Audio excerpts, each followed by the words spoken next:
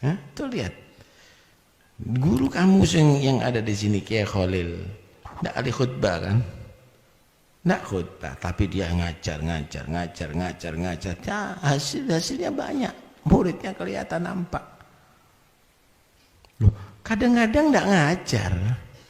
Di Pasuruan itu ada Kiai Hamid itu. Enggak ngajar. Artinya ngajar enggak seberapa begitu.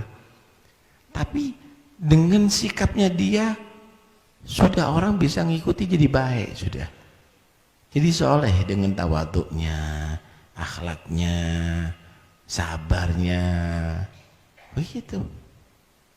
Oh tadi saya katakan, oh dia saatul ihtimal waluzumul hilm. Nah saya ceritakan diri saya sama Kiai Hasani di sini. Saya masih muda itu keras itu. Ya, saya kadang-kadang marah sama bupati gitu dulu itu. Gak seneng sama pemerintahan. Masih muda, masih nom. Nom kan karena PDW kadang-kadang. Waktu itu Kiai Hasani sering ke Pak Dade Angga. Waktu itu saya datang. Assalamualaikum, waalaikumsalam. Kiai Hasani baik. Kiai Hasani, saya eman sampean ke Pak Dade Kiai Hasani, bupati. Biar bupati kesampaian aja lah. Oh saya nasihati Beb. Saya ke sana bukan minta apa-apa, saya nasihati. Iya, tapi mereka itu pakai namanya antum Kiai. Kalau antum ada pesen ke sana, ngomong sama saya, nanti saya yang akan dekor sama dia, Bu. Dengarkan dia. Masya Allah. Terus mau pulang, sudah saya pulang Kiai. Di kantongnya semuanya kayak nokabe duit yang aku. Loh Kiai saya bukan ini. Enggak, saya senang Beb. Belum pernah ada yang ngomong gini sama saya kata dia. Saya senang kata dia, saya senang. Mudah-mudahan terus negor gini sama saya. Bukan apa. Ini gambaran, ini Kiai Hasani melihat ini anak muda. Walaupun misalnya kurang pas, tetapi dia menghargai. Ini cara penyelamatan ini. Kiai Hasani kan duwe apa-apa, sampai meninggal tidak punya apa-apa kan. Mobil juga tidak punya. Sepeda motor dan duwe. Ya, memang tulus. Cuma saat itu saya lagi bergelora gitu. Nah, saya lagi bergelora. Cuma Kiai Hasani tidak marah. Ini luzumul hilim. Ini luzumul hilim. Tapi saya terinspirasi. Berarti saat itu Kiai Hasani adalah mendukung saya, cuma tidak dengan cara saya. Dia punya cara sendiri. Itu adalah penting untuk dipahami. Karena itu nggak bisa orang dengan kaku-kakuan merasa dirinya menang sendiri, merasa hebat. Nggak bisa. Banyak di Indonesia syuyuh yang mereka tadi itu adalah orang yang istimewa. Cuma memang yang digandrungi kadang-kadang yang bukan istimewa. Nggak disebut, nggak diceritakan yang model-model begitu. Ya? Banyak sering saya ketemu kok. Ada juga saya sering kepada Kiai Badri. Itu guru saya itu Kiai Badri itu.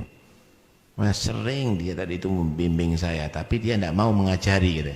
Kenapa? Saya tidak mau mengajari habaib kata dia. Ya tapi saya banyak mengambil ilmu daripada beliau. Akhlak, tawadhu, tidak mau dia dikasih sarung dari pejabat nggak mau, tapi sarung dari saya dipakai masih sama Renda. Dipakai sama saya, sama beliau. Nah, pernah datang ke rumahnya pakai mobil, baru pertama bisa nyetir mobil. Sok ini Taufik nih. Di muka Kiai Badri itu ada pohon kelapa. Duduk di situ ngomong-ngomong. Ini dilatih sama Kiai Badri. Itu Kiai Badri 40 tahun puasa mudahar. Itu kalau buka sama sahurnya satu makanan dok. Jadi jam 10 maghrib minum makan kurma sama air, jam 10 makan sak sahur gue. Buka sak sahur dari siji. Pernah saya tegur itu dulu tuh, Kiai, Nabi itu menyatakan afdhalus siyamu Daud, kana yasumu yauman wa yuftiru yauman. Lah kok sampean so mudar? Anu Bib, saya pernah 2 hari tidak puasa, 2 minggu di rumah sakit saya. Jadi saya harus puasa Bib. Mungkin bisa wajib ini puasa bagi saya, karena kalau enggak saya sakit. Sudah 40 tahun saya, kata dia. Gulanya tinggi, makan sehari 400 gulanya. Alhasil panjang cerita, pulang sok atret seret kena pohon kelapa dowor. Paket di Badri. Tak telok peyok. Yes Kiai, rasa tau pulang saya. Dapat berapa hari datang lagi situ. Tahu no pohon kurma, pohon apa? Pohon kelapa. Loh Kiai, mana pohonnya? Tak tegur Beb. Kenapa? Supaya enggak nabrak lagi sampai gitu.